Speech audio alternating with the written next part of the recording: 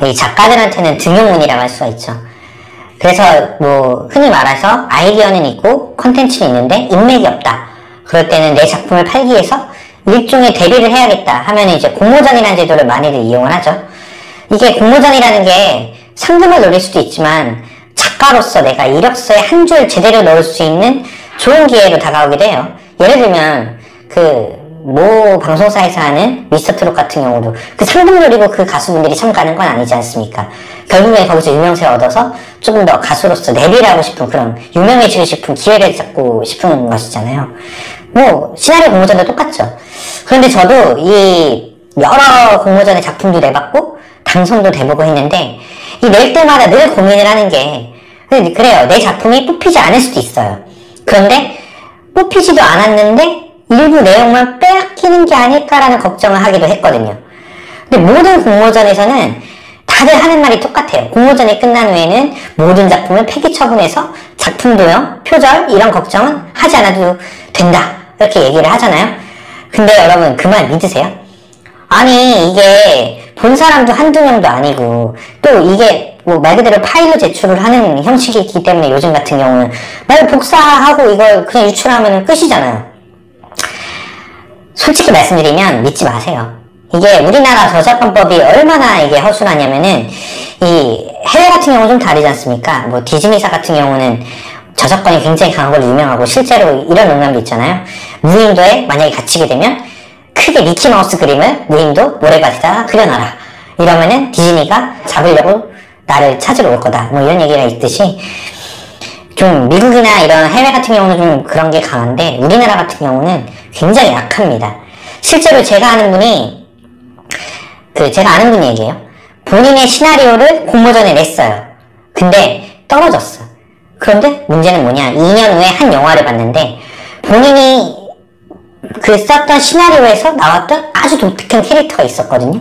그게 그대로 사용됐다는 거예요. 지인의 시나리오를 이미 제가 읽어본 적이 있었어요. 그래서 그 얘기를 듣고 제가 영화를 다시 한번 봤죠. 진짜 제 지인 시나리오에 나온 인물하고 완전 동일하게 나왔더라고. 뭐 사실 인물에 대해서는 유사하게 누군가 상상할 수 있지 않나 이렇게 얘기할 수 있어요. 그건 맞아요. 그럴 수 있죠. 사람의 상상력이 사실 거기서 거기라고 저도 생각을 하고요. 이게 항상 캐릭터나 이런 것들은 겹칠 수 있다고 생각을 해요. 근데 이거는 똑같아도 너무 똑같아요.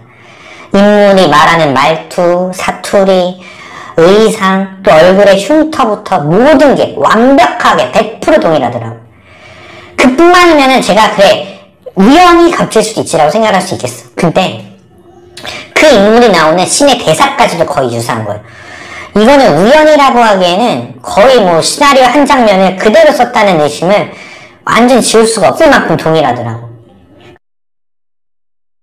뭐 이 정도야 뭐 눈에 확연히 보이는 거라 표절 당했다라고 말이라도 할 수 있는데 이 스토리 안에 자연스럽게 녹아져 있는 설정 같은 경우는 사실 뭐 표절을 당했다 하더라도 이거를 뭐 증명할 수 있는 방법도 없고 아니라고 말할 수가 없어요.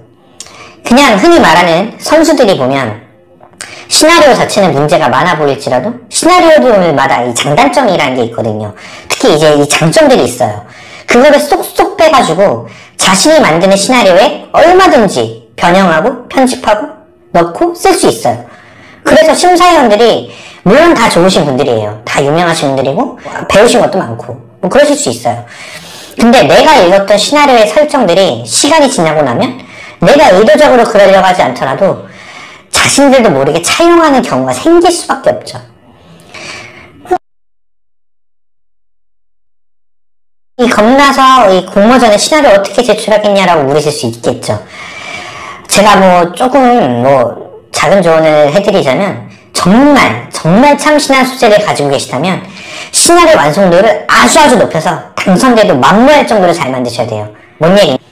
어설프게 아이디어를 써서 어설프게 내가지고 떨어지느니 차라리 확실하게 정말 완성도 있게 아주 시간을 많이 투자해서 누가 봐도 이거는 우승을 할 수밖에 없다라는 정도의 자신감이 있지 않으면 안 내는 게 낫다는 얘기예요. 물론 이런 작품 내는 게 쉽냐라고 얘기하실 수도 있는데 내가 가진 아이디어가 설정이 완벽하지 않더라도 구현이 완전히 최대한 잘 되어 있다면 당선자에게는 뽑히지 않더라도 심사위원이나 관계자들이 보고 아, 이 작가 아이디어 좋네 하고 이 작가랑 한번 일해보고 싶네 하고 연락이 올 가능성이 커요. 하지만 시나리오 완성도는 떨어지는 상태에서 설정만 독특하다든가 참신할 경우이거나 이런 경우에는요, 꼭 물론 그런 일이 있으려 하는 법은 없지만 스토리 일부를 빼앗길 수 있으니 좀 무언가 완성도가 떨어지거나 좀 그럴 경우에 시나리오는 급하게 공모전에 내는 것보다는 조금 더 다듬어서 완벽하게 제대로 노리는 게 더 나을 거라는 생각이 들어요. 스토리라는 게 100% 독창적인 없다는 건 맞아요. 뭐 무방은 창조의 어머니라는 말도 있으니까요. 지금 우리가 보는 모든 스토리도 원형은 그리스 로마 신화, 아니면 다른 북구 신화, 아니면 토속 신화, 아니면 옛날 구전 이야기 이런 것에서 결국에는 모든 클리셰들이 다 나오고 존재하는 것들이니까요. 그래도 이 원형들에 녹아들어간 독특한 설정은 거저 나오는 게 아니거든요.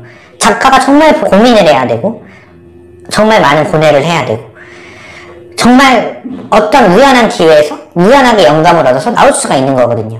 그래서 만약 정말 이건 누가 봐도 쉽게 생각할 수 있는 설정이 아니라면 시간이 걸려도 고치고 또 고쳐서 시나리오 수준을 높이면서 공모전을 준비하셔야 됩니다.